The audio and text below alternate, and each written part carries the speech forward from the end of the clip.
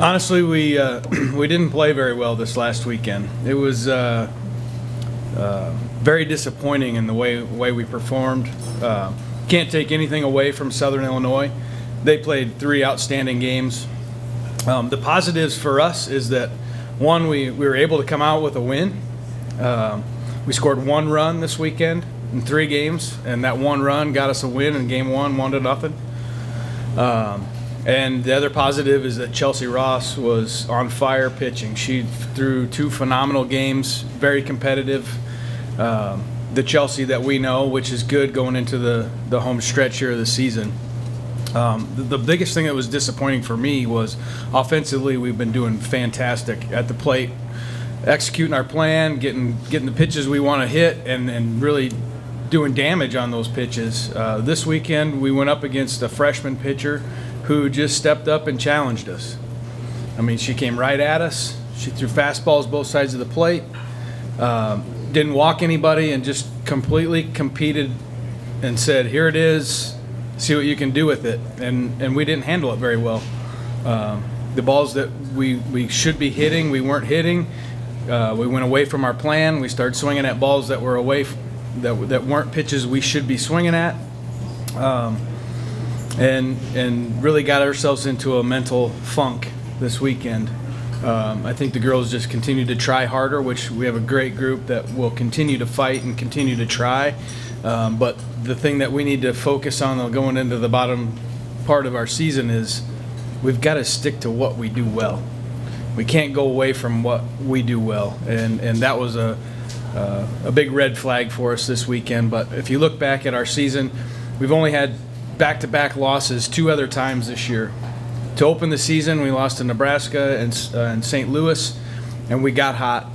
We lost 2 of what I would say probably our worst losses of the year against Indiana State at home in our home opener. We got hot. Hopefully this last weekend we get another wake-up call. We get finals out of the way. And we can just focus on playing softball and getting back to the things that we know we've done well, because we've seen it multiple times throughout the year that if we stick to our plan, we're a really good team. And to get our pitching back and being really sharp at the end of the year, we can make a good run at it. We've got a tough weekend this weekend again with Illinois State. A team who's fighting to get into the tournament right now, which is typically not the position they're in. They're usually in the top 2 or 3 of the league and fighting for the top seeds.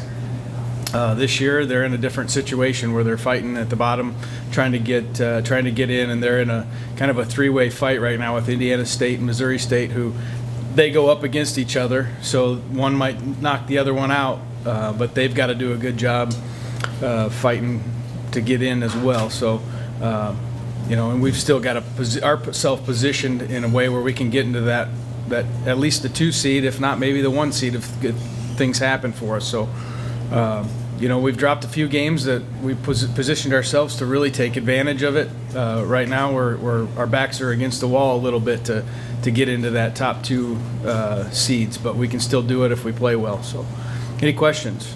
How dangerous does that make Illinois State considering where they're at in the conference? I think it makes them very dangerous because of the type of talent that they have, the type of coaching that they have, and the type of experience that they have.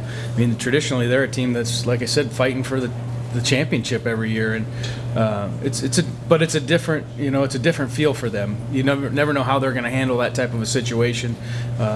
We've seen it with our own team when they're in pressure-filled situations, they tend to make it more than it is, and it even makes it harder. So we'll see. But I like where our team's at as far as we kind of got a wake-up call, and they've responded well to wake-up calls, and excited to get them back on the field on Thursday, get finals out of the way, and see how we respond. You have to alter your schedule much for your practice this week with finals? No, we're just going to give them 3 days off. You let them just focus on their studies, get their classes done. Hopefully that'll refresh them as well. And we'll come back on Thursday evening and put in a good fundamental practice, and then Friday we might do a little bit extra, spend a little bit more time, but to get ready for the weekend. Any other questions? Thanks.